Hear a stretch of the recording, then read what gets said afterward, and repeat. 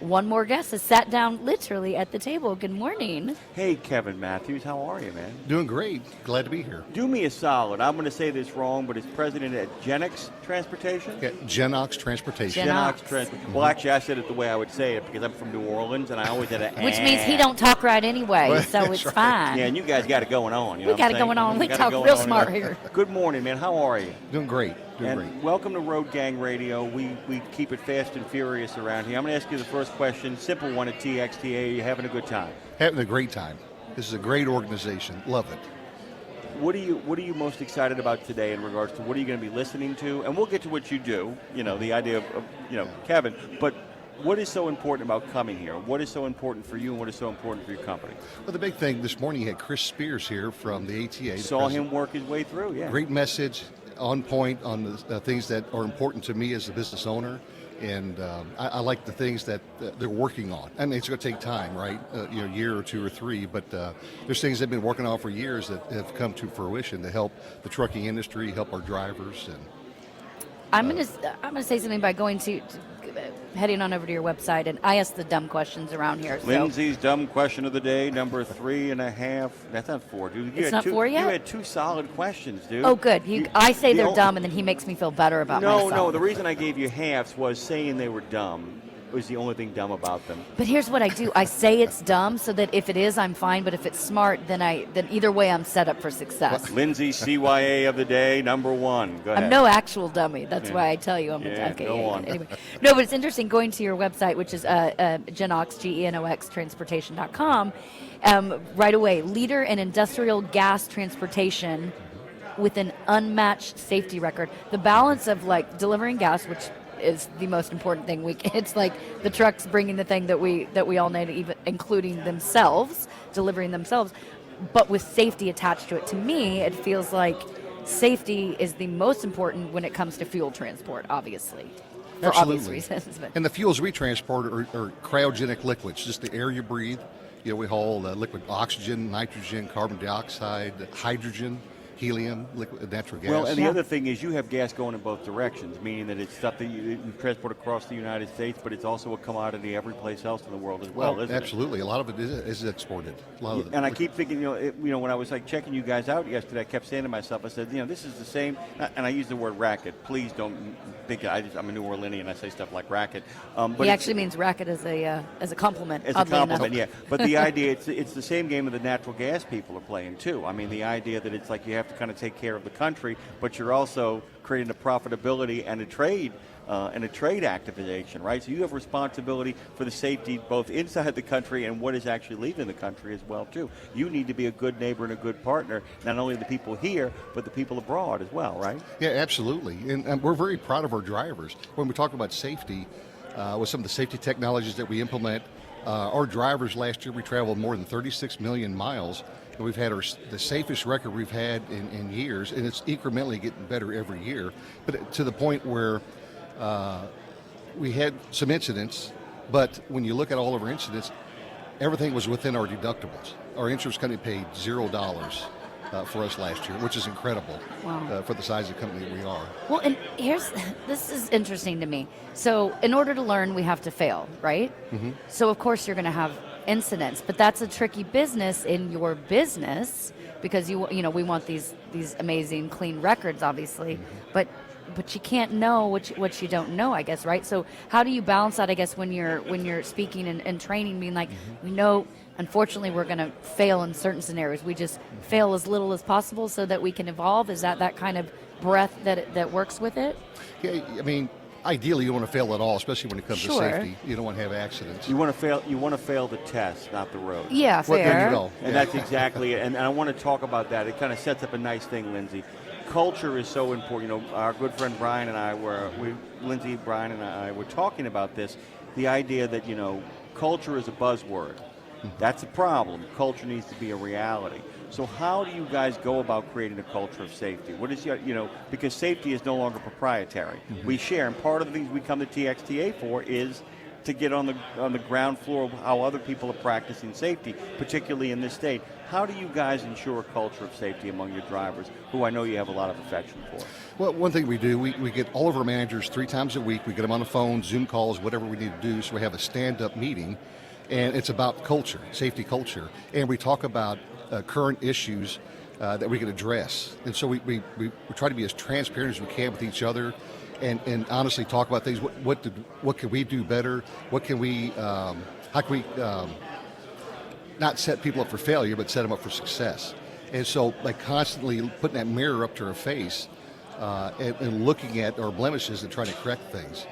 It's an interesting conversation, too, because so often you'll have people who are managers in one division or another, or one region in another. They get very competitive. It's the one place where you've got to establish culture. If you figured out something that is safe, you need to get on the phone and share it with every other manager.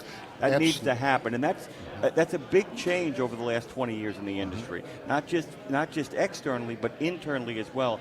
I will compete with you. I'd like the promotion, but I'm not going to secure it because of your disaster. That's not how it happens anymore, right? No, correct. Obviously, we want the best driver we could get that we vet, but we also take advantage of certain technologies that help that. So one thing that we have is a Netrodyne camera system on all of our trucks, and it has AI technology. So it helps coach the driver as he's going down the road. So if he's say above the speed limit for a little bit of time, it'll say, driver, please slow down. Or if you're in heavy traffic and it senses you're too close to the vehicle in front, driver, please back off. Or it also rewards the driver if you have oncoming traffic and the driver backs off to be courteous, to allow the car to come in, then he'll get like a star or something.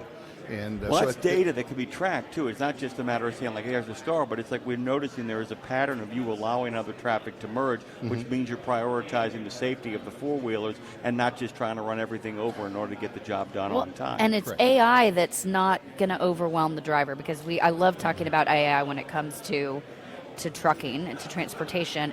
Listen, I know a lot of people are trying, shield from it, but it's not going away. So if you're not on board yet, you're already too late. So this, though, everything you're mentioning from a safety perspective, it's stuff that it's only going to enhance the experience, keep the driver driving forever, as opposed to like, here's 9 more things I have to think about. It's stuff that is supporting their experience and everyone else is around them, right? Right, correct. Well, and the other thing is, too, we'll go back to the merging example, it's actually sending a message to the driver that safety is the priority.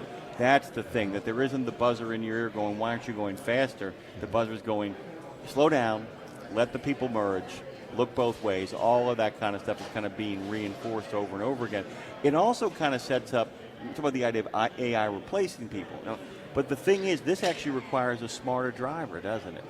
This requires a driver who is more attuned to all of the stuff that's going on inside of their cab. How do you guys onboard your drivers? I mean, how do you bring them on into this culture? When you guys welcome a new person, how many years of experience are you looking for? I mean, because you guys are not like, you are not a new driver kind of thing. Hey, I got my CDL last week, put me in a truck, right? You're looking for a different kind of breed, aren't you? We have to, because most of our products transport at very long distance. So 80% of what we do is well above 500 miles round trip, and mostly it's 1,000 miles round trip. But we have minimum standards, but we don't hire to the minimum standards. We want the most. So, like for instance, if our minimum standard is 25 years of age and 2 years over the road experience, we don't look at many applications like that. Out of 450 drivers, Willie Mays of truck driving better walk in if they're 25 years old and 2 years minimum experience. They better be the most exceptional driver you ever saw. We have maybe 5 drivers in that category, but our average age is 46 years old, and we're able to attract well-vetted, good drivers with great history, and we also have a very good pay structure for these, so they make a very good living.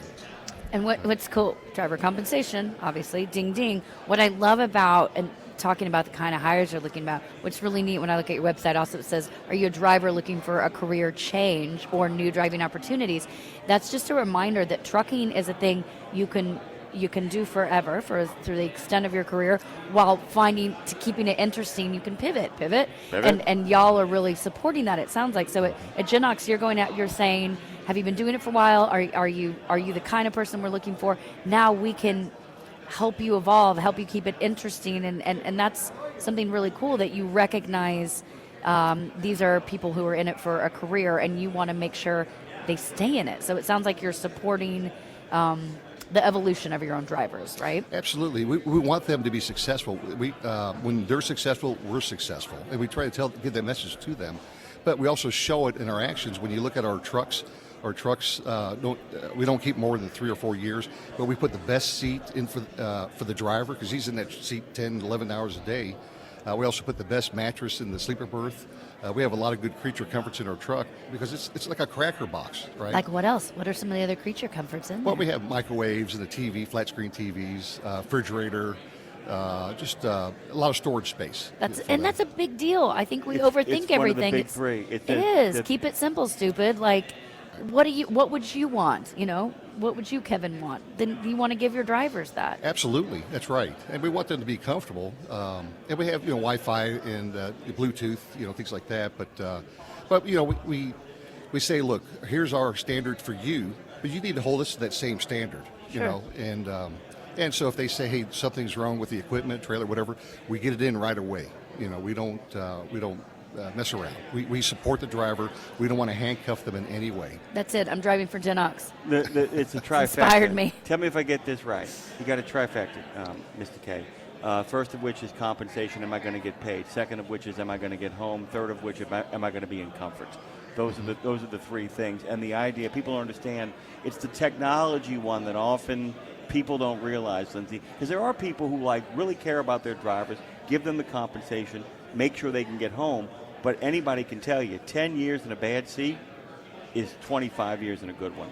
10 years in a cab that's old is damaged hearing, and it goes on and on and on. And people don't realize that the technology isn't just about improving the efficiency, but you've actually got to protect the health of the men and women behind the truck. Absolutely. And because if the truck, no matter how good the pay is, no matter how much off time they have, if you break their bodies or you give them substandard equipment, it ends badly always, right? That's correct.